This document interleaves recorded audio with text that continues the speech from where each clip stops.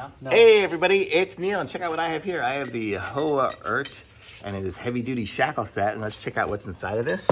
I'm here with Chris. He's gonna help us demo it, but let's see what it comes with. It came with two. We got one over there, and so this is what it looks like. It's got some good weight to it, and you can see you get the little pin there you can unscrew, and if you're having a hard time, you can stick something through the hole. Comes with these extra little rubber spacers and the rubber part up here so you don't scratch up whatever you got. And this is how it goes on.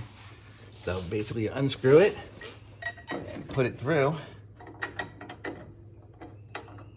and screw it on. Pretty basic. Simple. And there it is, ready to go. And these things are heavy duty. These are gonna hold some heavy stuff. So I don't know what if it says the weight. But if you need to have instructions, this is what the instructions look like.